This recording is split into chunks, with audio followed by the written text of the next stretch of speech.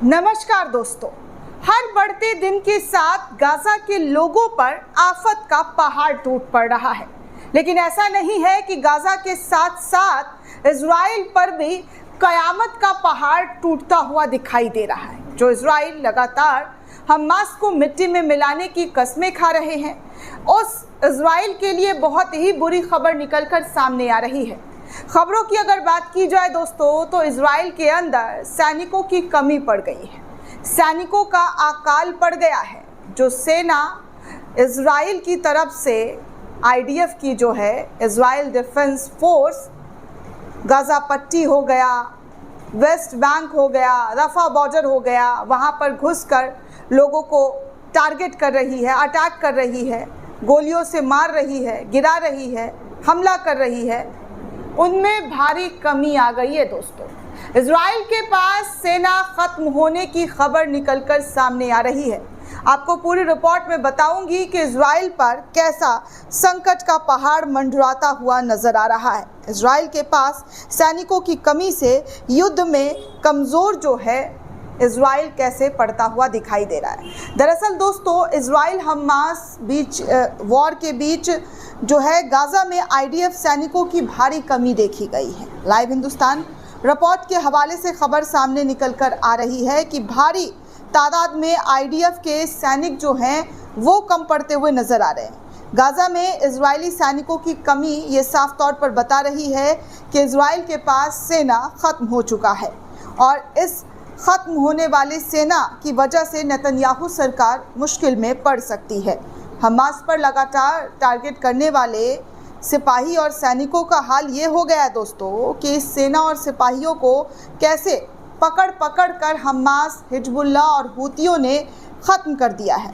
Report के मुताबिक अगर मैं बात करूं दोस्तों, तो सेना में 10,000 से अधिक सेना की कमी जो है वो बताई जा रही है, जिनमें लगभग 6,000 लड़ाकू सैनिक शामिल हैं। ये एक वास्तविक परिचालन आवश्यकता है और इसीलिए, जी हाँ, और इसीलिए ये बताया जा रहा है कि इजराइल के अंदर एक बड़ा ख़तरा इस वक्त मंडराता हुआ नज़र आ रहा है और इजराइल के सैनिक कह रहे हैं कि हम इसको पूरा करने के लिए बड़े और कड़े कदम उठाते हुए नज़र आएंगे। इजरायली सैन्य प्रवक्ता ने इस पूरे खबर की जानकारी दी है कि इजराइल के सैनिक जो ख़त्म हुए हैं उनको लेकर हम बड़ी कदम जो है वो उठा सकते हैं।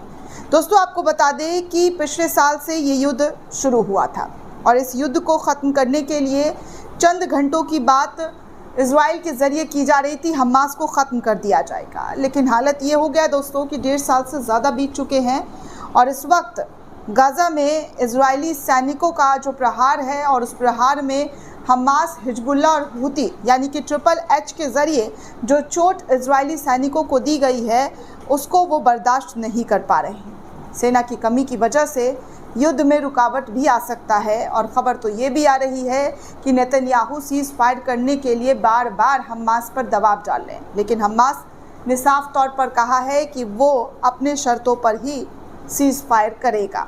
अब ऐसे में नेतन्याहू के लिए बड़ी मुश्किल आ पड़ी है कि उनके सैनिकों का जो कमी है इस युद्ध में बहुत बड़ा संकट ला सकता है। खबरों की बात की जाए दोस्तों, तो गाज़ा में इजराइल के 429 सैनिकों की अब तक मौत हो चुकी है। इसकी जानकारी खुद आईडीएफ सैनिकों के ज़रिए दी गई है कि गाज़ा के अंदर 429 सैनिक जो है वो मारे गए हैं। और तो और दोस्तों, आपको बता दें कि सेना की कमी को कैसे आईडीएफ पूरा करेगी, इसको लेकर वो बेहद चिंतित हैं। उनका मानना है कि अब जो है इस लड़ाई को लड़ने के लिए आर पार का जो तैयारी है वो किया जाएगा। लेकिन ऐसे में करीब 10,000 सैनिकों की कमी जो है इस वक्त इजरायली सेना के ज़रिए झेला जा रहा है। हिंदुस्तान लाइव के हवाले से ये खबर है कि इजराइल जो है 10,000 सेना की कमी जो है इस वक्त झेल रहा है। उनके पास अपने देश की जनता की हिफाजत करने के लिए 10,000 सैनिक जो हैं वो कम पड़ गए हैं। आगे दोस्तों, आपको बता दें कि अबू उबैदा का भी बयान आया। उन्होंने कहा है कि दुश्मन की जनता के पास अपने नेतृत्व को नरसंहार रोकने के लिए, जी हाँ, नरसंहार रोकने के लिए मजबूर करने या अपने बेटों को ताबूत में रखने के लिए तैयार रहें।